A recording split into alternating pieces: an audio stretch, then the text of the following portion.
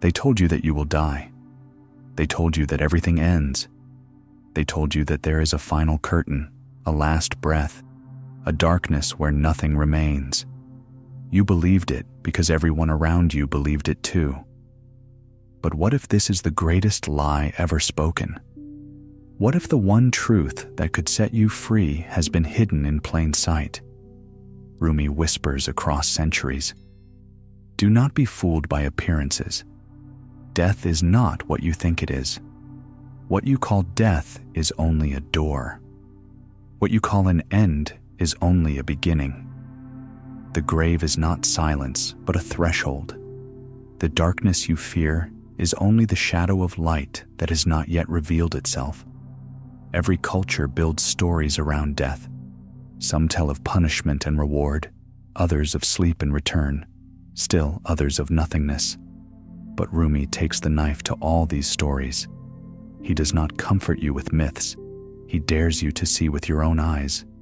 He says, die before you die, and you will never taste death again. What does it mean to die before dying? It means letting go of illusions while you are still alive. It means stripping away the mask of the ego, the costume of identity, the cage of fear. The little self dies, and the real self wakes up. When this happens, death loses its teeth. What can death do to you if you have already crossed it? Think of sleep. Each night you vanish. Each night you lose control. Your body lies still. Your mind dissolves into dreams. Yet each morning you return. You do not call that death because you trust the return. Rumi says death is no different. The only difference is that you fear it because you have been told to fear it. He reminds us that the soul is not a flickering candle that the wind can blow out. The soul is the fire itself. It does not end when the wax is gone. It does not vanish when the candle breaks. Fire moves. Fire changes form. Fire finds new vessels. The flame leaps from one wick to another. And you, he says, are that flame. The tragedy of life is not death. The tragedy is believing in death as final. The tragedy is building your life on fear instead of love, because fear makes you cling. Fear makes you shrink. Fear makes you live half a life. Rumi turns the blade against fear itself. He says, the wound is the place where light enters you, and death, the ultimate wound, is the greatest entry point of all. Imagine standing at the edge of a great sea. You fear drowning. You fear disappearing into the waves. But the truth is, you are not the swimmer. You are the water. You are not the one standing on the shore. You are the sea itself. This is the secret that Rumi hides in plain sight. When you understand this, death no longer frightens you. It becomes the homecoming you always longed for. And so, he whispers again, die before you die. Let go of the false self. Step into the fire while you are alive. Discover that nothing essential can ever be taken from you. Discover that death is not the end of your story, but the lifting of the final veil. Badwabiyu. When you stand before death, you imagine a heavy door, a door with locks, a door that slams shut, a door beyond which there is only nothing. This picture has been carved into your mind since childhood. Yet Rumi smiles gently and says, the door is not there. The wall you fear is only mist. You walk through it every night in sleep and every day in silence, and yet you never notice. To him, death is not a door that closes, but a veil that lifts. He compares it to the moment when a shadow disappears at sunrise. The shadow was never real. It had no substance of its own. It was only the play of light and form. And so it is with the self you cling to. You cry at the thought of losing it. You tremble at the thought of its end. But it was never solid to begin with. It was only a passing shadow. We live our lives building fortresses around shadows. We build monuments to names, reputations, bodies, and possessions. We defend them as if they were eternal. But Rumi tells us they are not the treasure. They are only the wrapping. The real jewel lies inside, untouched by time, untouched by decay. Death does not touch that jewel. Death cannot even see it. What is it then, this jewel that survives? Rumi calls it the beloved. Some call it the soul. Others call it awareness. It is the silent witness, the one who sees birth, the one who sees loss, the one who sees the body wither, but is never touched by any of it. You mistake yourself for the passing images, but you are the screen upon which they play. When the images change, the screen remains. Imagine watching a play in a theater. Actors enter, perform, cry, laugh, and leave. Costumes change, scenes collapse, stories end, but the stage is always there. The stage never disappears. You are not the character on the stage. You are the stage itself. Death only takes the costumes. Death only ends the act. The stage remains, waiting for new stories, new masks, new dances. This is why Rumi warns against clinging. He says, do not get drunk on the play. Do not mistake the mask for the face. If you do, death will terrify you because it rips the mask away. But if you know that you are the face beneath, then death is not loss. Death is revelation. The door that you fear is not there.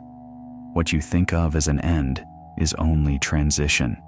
Just as water changes into vapor, and vapor becomes cloud, and cloud becomes rain, so does the soul move through forms without ever being destroyed.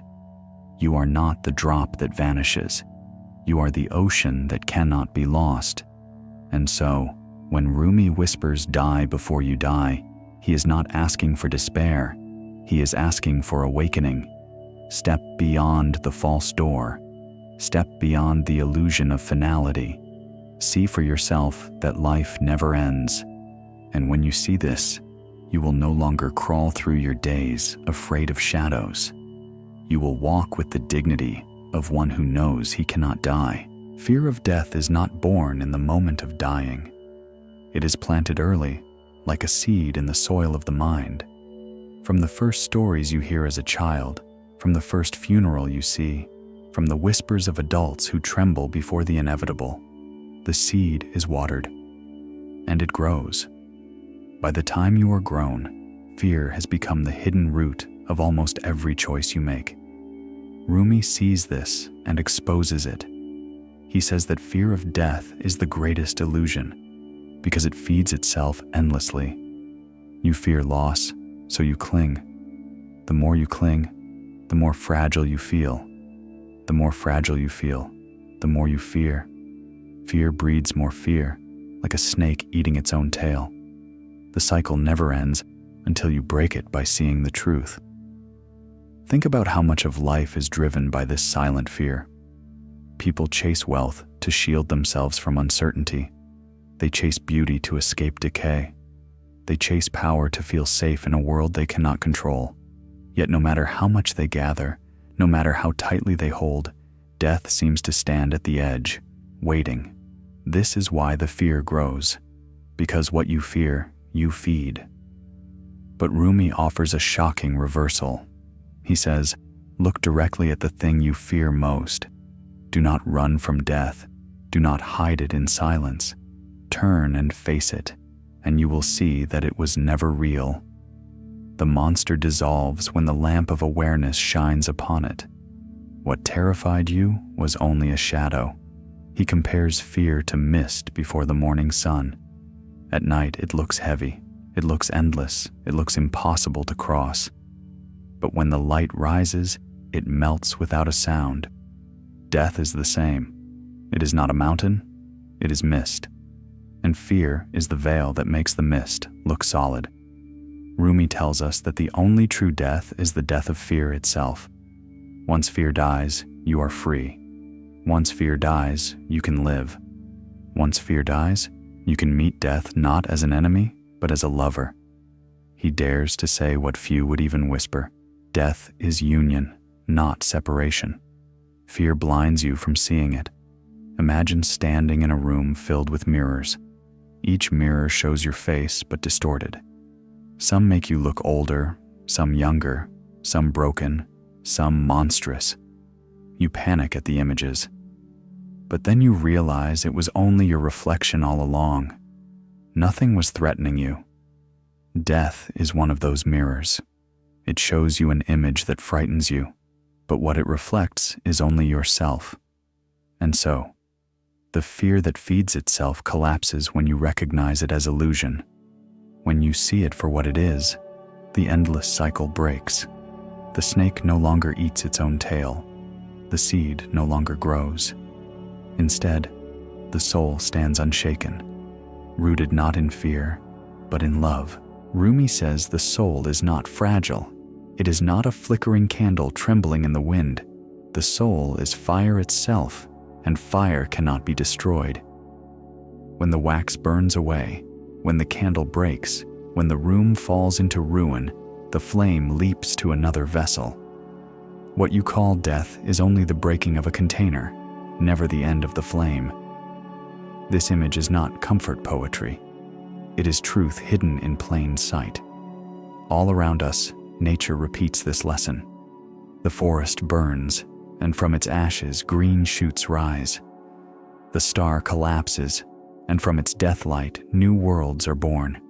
The body ages, but within it a fire glows that no wrinkle, no illness, no ending can touch. The tragedy is not that we die, but that we confuse ourselves with the candle instead of the fire. We cling to the wax, to the shape, to the form, forgetting that what burns within is beyond form. This is why death terrifies us, because we think the breaking of the candle is the extinguishing of the flame. Rumi tears this illusion apart. He says, if you want to know what you are, look not at your body, but at your burning. Look at the longing that drives you, the love that refuses to die, the hunger for meaning that nothing in the world can satisfy. That is the fire. That is what endures. That is the flame no death can touch. Think of a torch passed from hand to hand. One bearer falls, but the fire continues in the next. One generation passes, but the light they carried lives in the souls of their children, their students, their lovers. And beyond even these lines of inheritance, there is the fire that is not of this earth at all. It is the eternal flame, the spark of the beloved, passed from vessel to vessel, yet never reduced, never diminished. This is why Rumi dares us to shift our gaze. He does not say deny the body. He says see through it. See it as the lamp, not the light. Respect the lamp, care for the lamp, but do not mistake it for the sun. The sun does not die when a lamp is shattered. The fire does not vanish when a candle melts. In the same way, your death is only the breaking of form. The soul continues. The flame leaps. The fire burns on. When you understand this, fear weakens its grip, because you realize that what you are cannot be touched. What you are cannot be reduced to ashes. What you are cannot be extinguished. And so Rumi's words echo like a challenge. Do not live like a candle afraid of melting. Live like the fire itself, unafraid, free, burning even in the wind. For the secret is already known. The flame that is you was never born, and therefore it can never die. We have been told to fear death as the great thief, the destroyer, the end of all things. But Rumi dares to say the opposite. He says death is not a thief, but a messenger. It is not destruction, but arrival. It is not the closing of a door, but the lifting of a veil. And behind that veil waits the beloved. He writes of death as the final homecoming, the long-awaited return. Imagine a traveler wandering through deserts, over mountains, across endless roads, carrying the ache of separation in his heart. Every night he looks at the stars and longs for home. Every morning he takes another step with heavy feet. When he finally arrives, is he afraid? No, he collapses in relief. No, he weeps with joy. No, he embraces the familiar doorway and feels the burden fall away. This, Rumi says, is death. But why does it terrify us? Because we mistake the journey for the home. We become attached to the road itself, to the dust on our sandals, to the weight of our pack. We forget that we were never meant to stay on the road forever. The road is only passage. The destination is union. The end is not the grave, but the arms of the beloved. Rumi uses daring language. He calls death a wedding night. He calls it the merging of lover and beloved. He says that the soul has always been engaged, and death is the final consummation. To the fearful, this sounds strange, even scandalous. But to the mystic, it is the deepest truth. Love is the secret behind every ending. Think of the moth that burns itself in the candle flame. To outside eyes, it looks like destruction. To the moth, it is ecstasy. It is not pain, but fulfillment. Not loss, but arrival. So too with death. From outside, it looks tragic. From within, it is union. The veil is what blinds us. The veil of fear, of attachment, of false identity. But a veil can only cover the face. It cannot erase it. When the veil is lifted, the face is revealed. Death is not the erasing of the beloved, but the lifting of the veil that kept us from seeing. This is why Rumi repeats his invitation. Do not wait for death to tear away the veil. Begin now. Tear it yourself. Die before you die. Let go of illusions, let go of fears, let go of the self you cling to, and you will taste in this life what others fear to taste in death. You will know the secret, that the union is not far away. It is here. That the beloved has always been waiting, not beyond the grave, but behind the veil of your own heart. Rumi often reminds us that the body is not who we are. The body is a garment, woven of dust and time, borrowed for a while and then returned to the earth. To mistake this garment for the self is like mistaking a coat for the traveler who wears it. When death comes, it does not burn the traveler. It only folds away the coat. Think of a child who outgrows his clothes. At first he clings to them, unwilling to let go of what is familiar. But soon the fabric tightens, the seams press, the cloth no longer fits. To stay in it would be suffocation.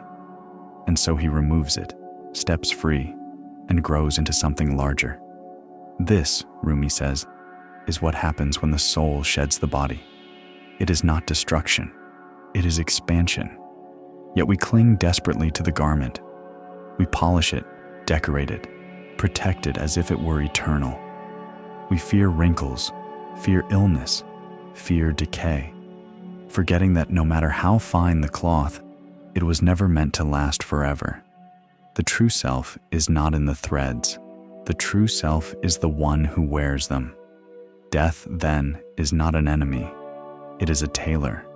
It comes to free us from the garment that no longer serves.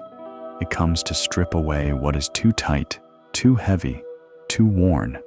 And beneath it all, the soul breathes again, unclothed and luminous, ready for the next garment, or ready for the freedom of no garment at all.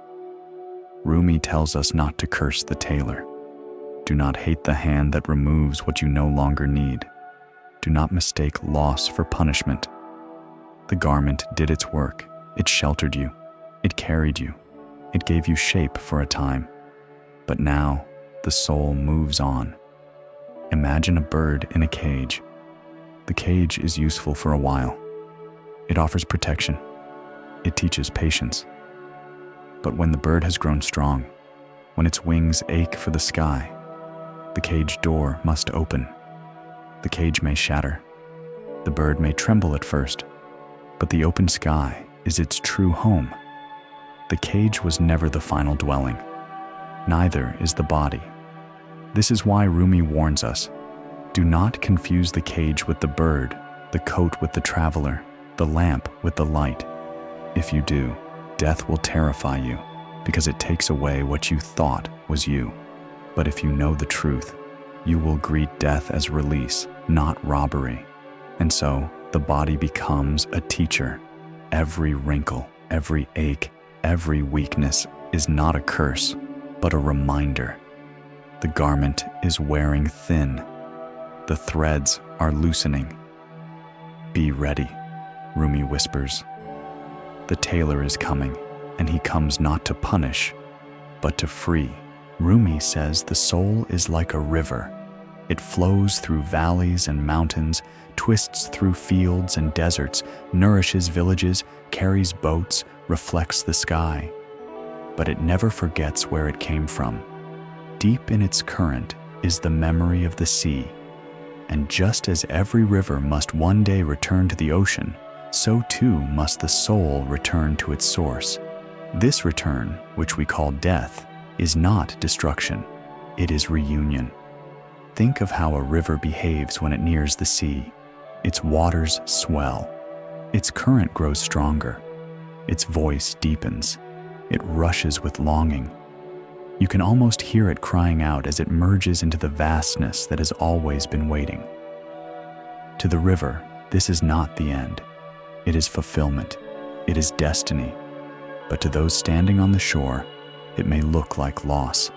They see the river dissolve. They see its name vanish. They see its shape erased. They weep, not understanding that nothing has been lost. The river has not died. It has become more itself than ever before. It has become sea. This is why Rumi calls death the great homecoming. He says that the soul never truly belonged to the earth. It passed through, it played, it loved, it suffered, but always it carried within itself the taste of salt water, the memory of the ocean. The ache we feel in our chests, the longing we cannot name, is nothing less than the pull of that sea. Why then do we fear the return? Because we mistake the river for the whole story. We cling to its bends, to its banks, to its ripples, and we forget the vastness that is waiting. We cry when the river merges, but the river itself is rejoicing. Rumi says, do not cling to the form, trust the flow. You are not the stream bed, you are the current. You are the water. You cannot be lost. Imagine dipping your hand into a river. You cannot hold the water. It slips through your fingers. But has it been lost? No, it continues its journey. It is still water. It is still alive. Your hand was never its prison. In the same way, the body is only a temporary channel. The soul continues its flow, untouched, unstoppable, unending. This is why Rumi speaks of longing with such fire. Longing is the river remembering the sea. Longing is the proof that we do not end here, that we are not bounded by banks and rocks. Longing is the soul crying out for the vastness it knows awaits. When death comes, it is not a thief, but the tide pulling us home. And so he whispers again, lose your fear. Do not tremble when the river dissolves. The river was never meant to stay a river. The river was always meant to remember the sea. Rumi says that silence is the language of God, and all else is a poor translation. If this is true, then death is not an ending, but a return to that language. It is not the shutting of the mouth, but the opening of the great silence that lies beyond every word. We live surrounded by noise, the chatter of thoughts, the hum of worries, the endless voices of the world. We cling to words as if they could hold reality. But words are shadows of meaning, fragile nets thrown over an ocean too vast to catch. Death comes to tear those nets apart. It comes not as cruelty, but as mercy, so that we may enter the ocean directly. This is why Rumi describes death not with fear, but with longing. To him, it is the moment when the instrument is set down, and the music itself continues. It is when the pen is lifted and the story still lives in the heart of the author. It is when the tongue stills, but the truth it struggled to speak resounds louder than ever. Imagine a great hall filled with echoes. You hear voices bouncing from every wall, clashing, colliding, confusing. But then, in a sudden hush, all the echoes vanish. And in that hush, you hear something deeper, something pure, a vibration that was always there but drowned out by the noise. That hush is what Rumi points to. That hush is what death reveals. But silence is not emptiness. Silence is fullness. Silence is presence. It is the moment when the drop becomes ocean, when the shadow returns to light, when the soul lays down its heavy garments and enters naked into truth. Death, then, is not absence. It is the most perfect presence of all. We tremble at the thought because we confuse silence with nothing. We think silence is void, but Rumi says silence is the womb of everything. It is the soil from which words sprout, the sky in which stars burn, the breath that sustains all breaths. Death is the doorway into that silence, and in that silence, the beloved waits. This is why mystics sit in silence for hours, why they listen more than they speak, why they enter stillness as if it were a temple. They are practicing for death. They are learning the language of God so that when the final silence comes, they do not panic. They rejoice. They recognize it not as an intruder, but as home. And so Rumi dares us again. Do not wait until your last breath to know this silence. Enter it now. Taste it now. Learn the language now. Because when death comes, it will not surprise you. It will feel like the beloved voice you have always known. It will feel like home. Most people see death as darkness, a shadow that swallows the flame, a night that never ends. But Rumi takes this image and turns it inside out. He says that shadow is not the enemy of light. It is proof of light. Without light, there would be no shadow.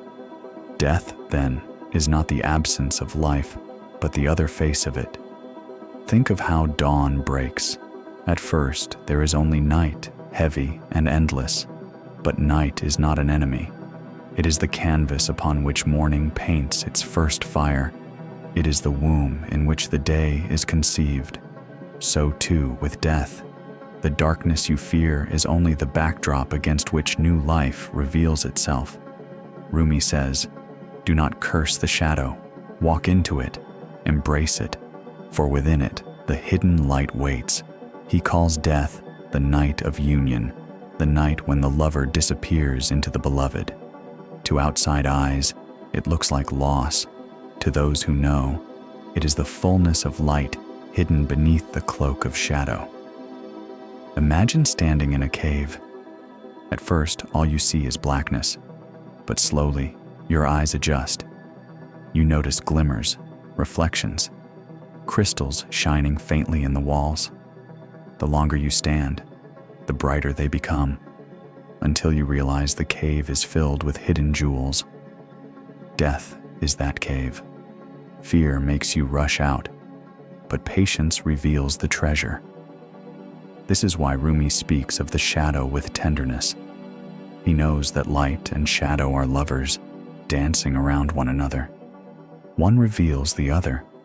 One cannot exist without the other. To deny death is to deny life. To fear the shadow is to miss the glory of the light it carries. When you see death not as destruction, but as shadow, you stop trembling. You begin to understand that what you fear is not darkness itself, but the unknown. Yet the unknown is always where the beloved hides. The shadow is only his cloak. The moment it falls away, the light blinds you with its brilliance. And so Rumi's challenge becomes clear. Do not run from the shadow. Do not waste your days cursing the dark. Step into it with courage. Trust that the light is already there, waiting. The shadow is only the veil. The light is eternal. And death, far from ending life, is the moment when shadow falls and light shines unhidden. Rumi tells us that nothing in existence is ever lost. Everything moves in circles. Everything dances in rhythm. Everything returns. Birth and death are not two separate events. They are steps in a single dance. To see them as opposites is to misunderstand the music. Think of the seasons. Winter looks like death, yet it hides the seed of spring. Summer looks eternal, yet it prepares the way for autumn. The wheel turns, not once but endlessly.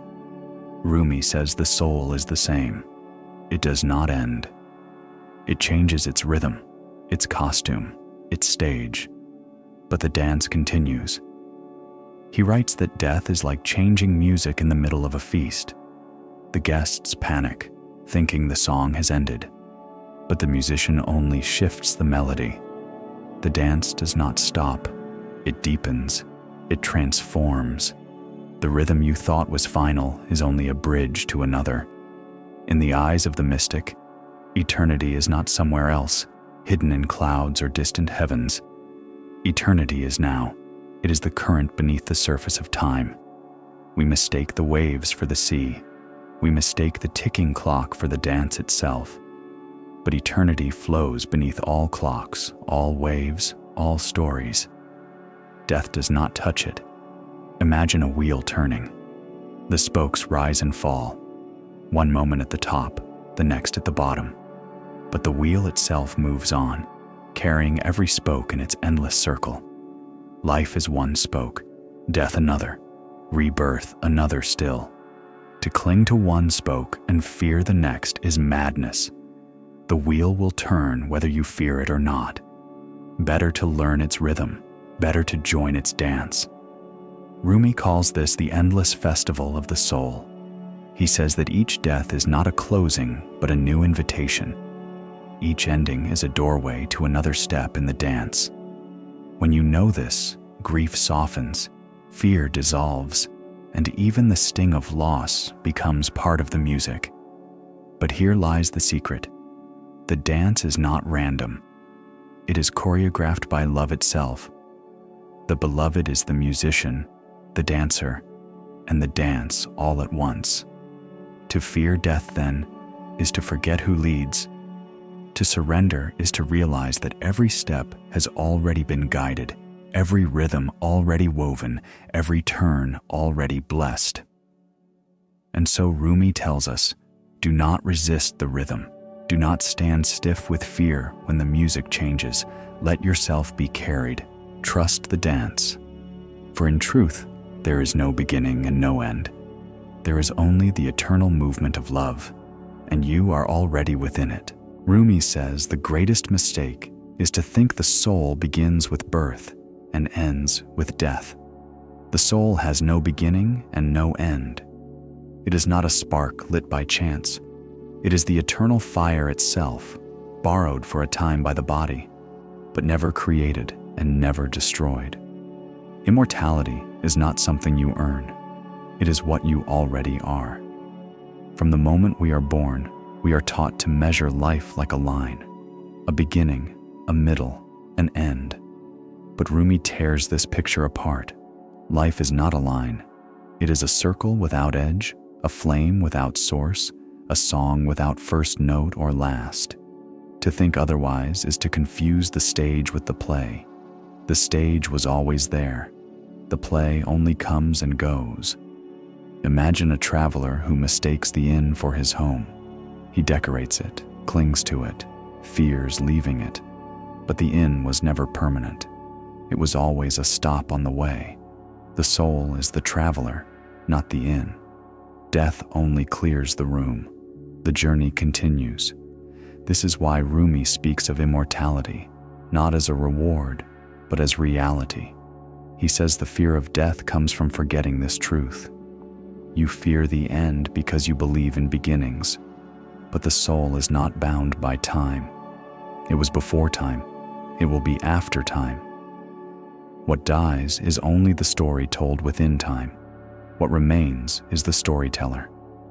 Think of a mirror shattered. The glass breaks. The frame collapses. But the reflection itself is untouched. Light still exists. The image still lives. The mirror was only a surface. The soul is the light, and the body is the mirror. When the mirror breaks, nothing essential is lost. The secret of immortality is not hidden in scriptures or philosophies. It is written in your own being. Each moment of longing, each glimpse of love, each taste of silence is the soul remembering its own eternity. Rumi says, "Listen closely. The secret is already whispering within you. You are not a temporary guest. You are the host. You are not the passing shadow. You are the eternal light behind it. To live without knowing this is to live in chains. To awaken to it is freedom." Death becomes not a terror, but a teacher. Each loss reminds you of what cannot be lost. Each ending reveals what cannot end. The secret of immortality is not that you will live forever. It is that you were never born and will never die. And so Rumi calls you to wake up. Do not wait for the grave to teach you what you already are. Learn it now. Remember it now. For the one who remembers is already free. The one who sees his eternity cannot be bound by fear, cannot be broken by time, cannot be touched by death. If death is not the end, if the soul is eternal, if the flame cannot be extinguished, then what is left? Rumi says the only true response is to live fully, not half a life, not a cautious existence built on fear, but a life overflowing with presence, love, and surrender. For too long, humanity has lived under the shadow of endings, every choice shaped by fear of loss, every desire muted by fear of change, every moment clouded by the belief that it will all vanish. But if you see through the lie of death, if you know that nothing real can be lost, then a new courage rises in you. Life becomes not a fragile treasure to hoard, but a feast to enter with open hands. Rumi tells us, burn like a candle, not fearing the melting. Dance like a flame, not fearing the wind. Give yourself fully to love, not fearing the wound. For the soul that cannot die has nothing to protect, nothing to guard. It can only shine, it can only give, it can only expand. Imagine stepping into each day not as a prisoner fearing the end, but as a guest at a divine banquet. The food is rich, the music eternal, the host overflowing with generosity. To hesitate, to shrink, to refuse is the true tragedy. To say yes, to taste deeply, to embrace joy and sorrow alike. This is what it means to live fully. And when death comes, you will not tremble. You will smile as one who recognizes the beloved face behind the veil. You will walk through the threshold as if stepping into the arms of a lover. You will know that what others call ending is only arrival. Rumi dares us to live with this knowledge now. Not tomorrow, not in old age, not in the final hour, but here, in this breath, in this heartbeat. For the soul is eternal, but the body is fleeting. To waste its moments in fear is to miss the gift. To live with awareness is to honor both the garment and the flame it carries. And so the invitation is clear. Do not let fear guide your days. Do not let the lie of death shrink your love. Live as one who knows he cannot die. Live as one already free. Live as fire. Live as river. Live as silence. Live as love. If these words have touched you, let them be a reminder. Share them with others, for wisdom grows when given. Leave your reflection, for dialogue is another kind of prayer.